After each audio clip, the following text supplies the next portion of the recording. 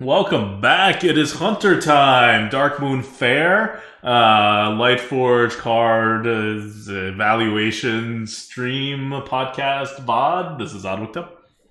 This is Merps. We're going to talk about Hunter so that I can talk about something else and not how about the fact No, that no, Hunter. Claw Machine is no, okay, all right.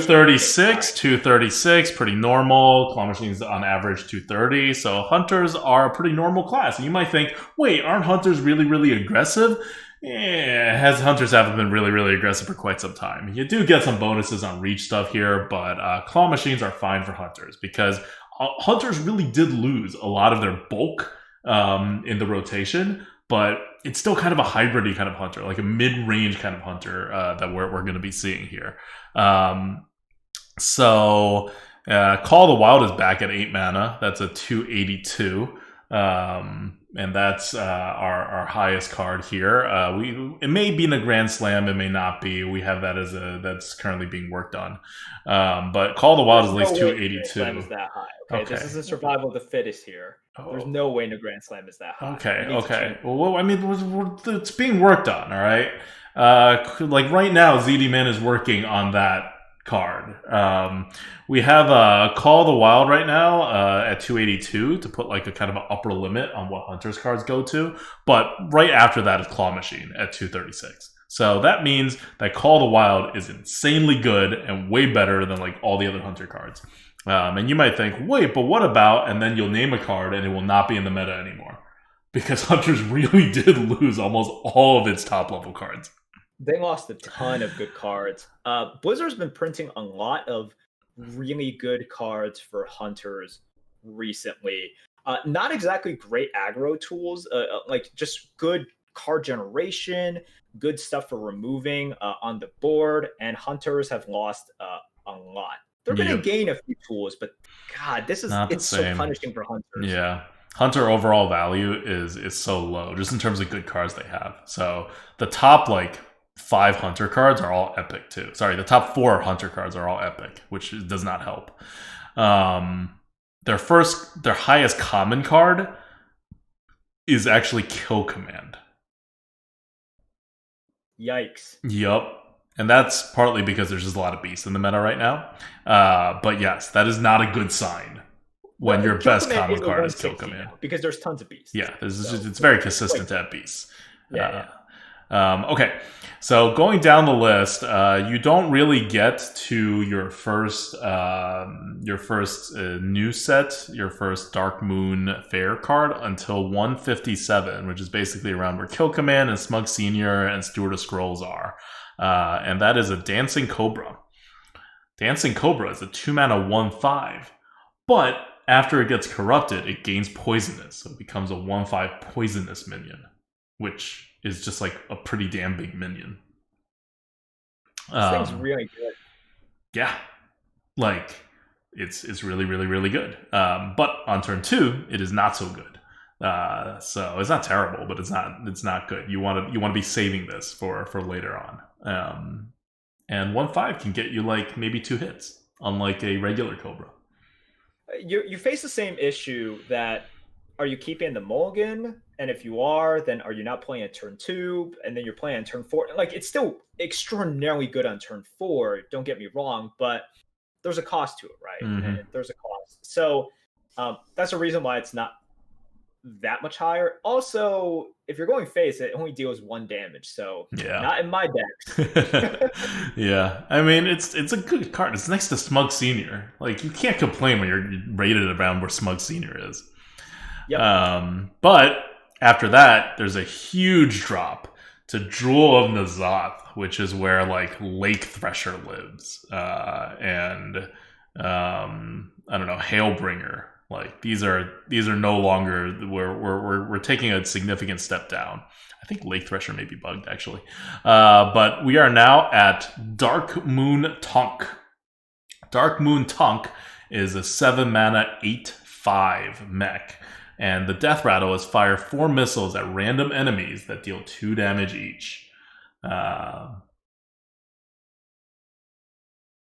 Pretty good. mm-hmm. It costs a lot, and the health is not super duper high, but 8 damage split into 2 damage increments is nice. Sometimes it'll go face, other times it won't, but it always has an effect. Like it won't be traded into super duper easily. That's exactly what you want out of a big minion there. Yep. There's actually, oh god, there's a bug here too. It'll actually be a little bit higher than that, so it may end up being like 150. We're double counting some RNG here. But yeah, I mean it's a solid card. So this is going to be another good card. It is rare. You're not going to see it as often as a common, but this is going to end up probably around 150 actually. I like it. Okay. Going down, the next card is a Trampling Rhino. Trampling Rhino is at 117. 5 mana, 5/5 beast. Wait. Isn't it Mystery Winner? It is Mystery Winner. Okay. Mystery Winner is a 1 mana, 1/1 common battlecry. Discover a secret. Yeah. Not bad. Hunter secrets aren't bad usually. Hunters have like the best bang for your buck secrets, I would say. So this is pretty good. And you get to pick a good one, because normally you get a 1 mana 1/1 and it's like a death rattle, and then you like get a random card. Here you get to discover a card and it's a battle cry. Like it adds up. Coming down, we are now at Trampling Rhino, rare card, 5 mana 5/5 beast, rush. After this attacks and kills a minion, excess damage hits the enemy hero. If you know MTG, this is what trample is in MTG. And this is a trample card. And it has rush, so it can trample on the very first turn it comes out. This is the kind of rush that I like. It's a good card. Like, not much to say about it, even if it didn't have the extra text. If it's a 5 mana 5/5 rush with a beast tag, it's already pretty good. Pretty good. Yep. I mean, the thing with this is that it's not like MTG where your opponent can try to block you. So, like, after the very first turn, the trampling effect has, like, less meaning because you're probably just hitting face with it. Yep. But okay. Moving on. Hunters. Ooh, the first class card we look at that is below a 100. Cho and Yeti, by the way, for Hunter is a 93. This is Petting Zoo. Petting Zoo is a 3 mana Hunter card that summons a 3/3 Strider. It's a spell that summons a 3/3, and then it repeats for each secret you control. You're not going to control that many secrets. You're not going to control that many secrets, and if you're thinking, well, I can just do it on turn 5, then it's a 2-card combo, etc., etc. And then you're going to be holding this for a little while. It's just not great. 3 mana for a 3/3, even for a beast, is not good. It's just not good. You're just not going to trigger it that often. Yep. Moving on. And one thing that people... like for people who think that like Petting Zoo is good, like you're talking about a combo here. I don't know why people keep thinking they can pull off combos. Especially like this is a combo you generally have to play on the same turn. I mean, you don't have to. It depends on what secret you end up getting. But it's like... You have to play on the same turn. Otherwise, you have to play the secret and then they have to not trigger the secret. Yeah. So you need something like a snake trap, and then you don't play a beast, and then you don't play a minion on the board, so they can't trigger it. Like, I don't know. These are weird situations that take a lot of like setup and like weird situational things have to happen that are totally outside of your control. Yeah, and you don't like a lot of times like you can't afford to save it. A lot of times you just don't want that many secrets in your deck. Like I'm talking about Hunter secrets being good, but secrets in general are just not good. Like they're not great. Freezing Trap is great, but that's one of the the actual like really good secrets. Otherwise, you don't want that many secrets in your deck. So how many are you going to have? Maximum of 2. So you have maximum of 2, and then you have this Petting Zoo, and then everything has to line up. You have to play the secret on the same turn as the Petting Zoo. You're looking at turn 5 earliest, and by the stars having to align, you have both. Otherwise, you have to play the secret. This is in your hand. This is in your hand. The secrets aren't. It's just so specific. Like, Yeah, people so keep it's thinking about upside scenarios, which is fair. The yeah, reason that it is Yeti level rather than being way worse than a Yeti because it's a 3 mana 3/3 is that you do get these upside scenarios. yeah. 93 isn't terrible, guys. Yeah. 93 is very like okay. It is a Yeti. It's like it is a Yeti because whenever you do get it, it's fine.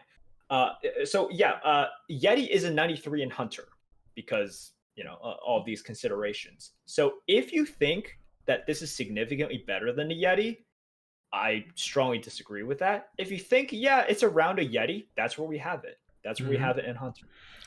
All right, next we have Open the Cages, which is the Hunter's Secret. It is common. It is a 64. It is not good. 2 mana, secret. When your turn starts, if you control 2 minions, summon an animal companion. Okay, guys. 1. Animal companions are 3 mana. Why? So you save a mana. 2. It's 1 turn delayed. It's not like your animal companion magically gets initiative unless it's the huffer. Sorry, your animal companion will always be a huffer and always get initiative. What am I talking about? But no, really, like you're just delayed. And then there are so much initiative in this game. It will be hard for you to start with 2 minions, especially when you're a hunter. Like your opponents do not want to give you 2 minions when you are a hunter. You're definitely not going to pull this off if you play it on turn 2. It's like not really a turn 2 play. And the animal companions get worse and worse as you go later. Like, this is barely a playable, like, this is barely a card that is acceptable in your deck. It's like a late stage animal companion. Yeah, this I'm surprised it's this high. Well, I mean, you eventually will get an animal companion. This is where like Duskboar is, like Yeah, Ironforge Rifleman, that's Murloc fair. War Leader. These are not the good cards. Yeah, okay. No, that's fair. That's fair. Yeah, it's okay. But yeah, 64 it's bad. We'll just leave it at that. It's bad. It's bad. There you go. All right. Now you get all the way down here, and then there is one more card. It is an epic card. I don't know if this is right because this is solo.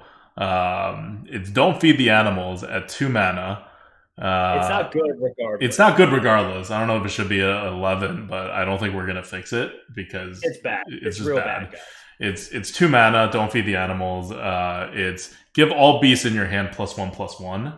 So you have to have beasts in your hand, and then they only get +1/+1. Okay, and then corrupt.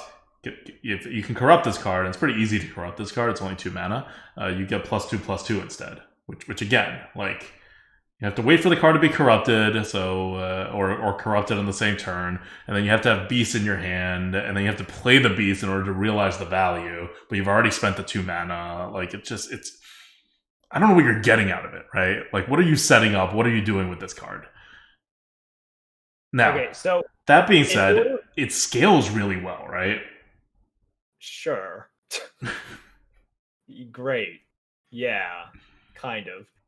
Um yeah, the problem is you have to corrupt it first and then it also like a lot of the beasts like you have to not use beasts to corrupt it as well. You have to like not Right. play these beasts and then you have to find a turn to play this and then you play your beast and this is all assuming that you had the beast in your hand in the first like oh man it's so I don't care what the score is. It could be 11, it could be 30. It's just a bad card. Yep.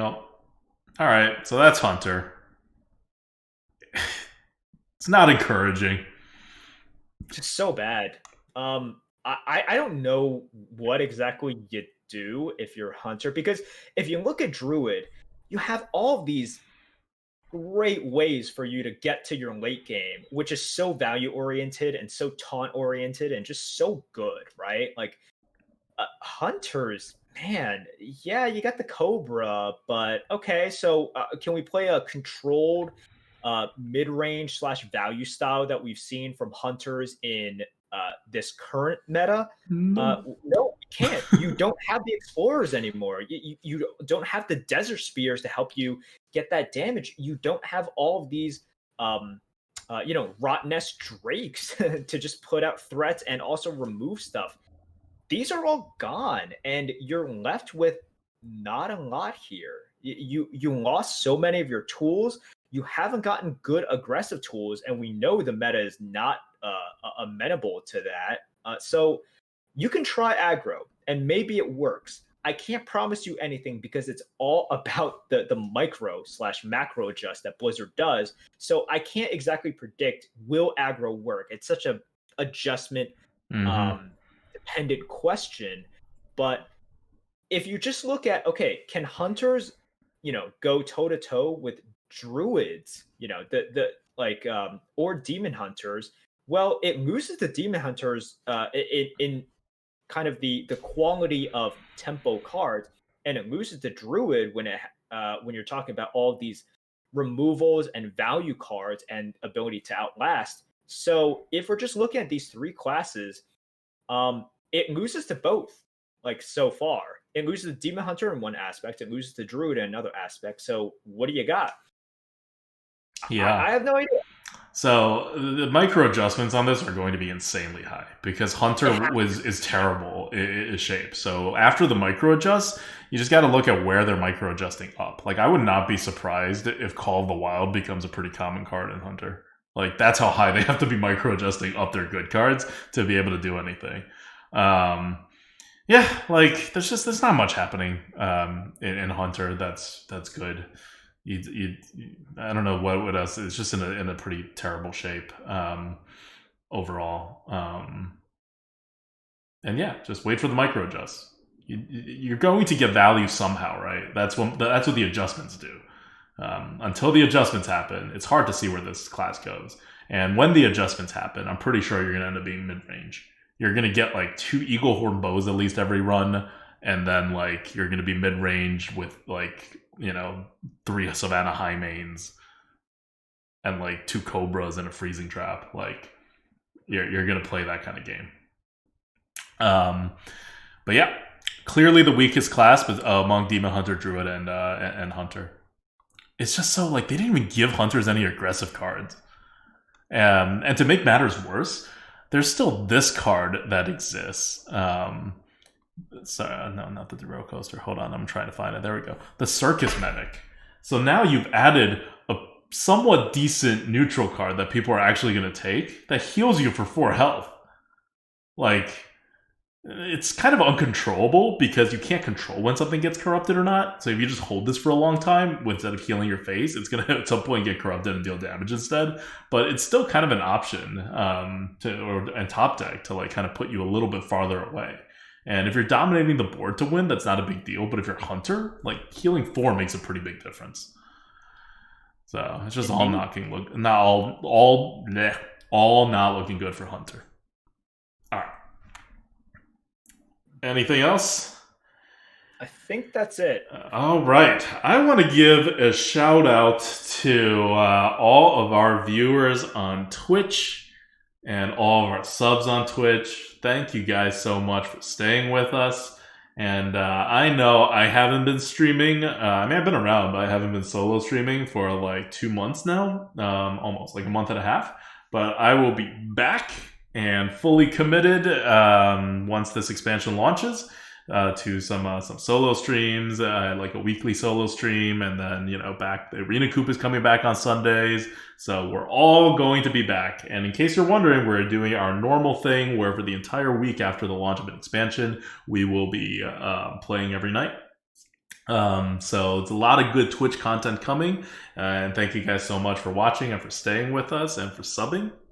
And yeah, we'll see you on the next class, which is going to be Mage. Bye. See you guys.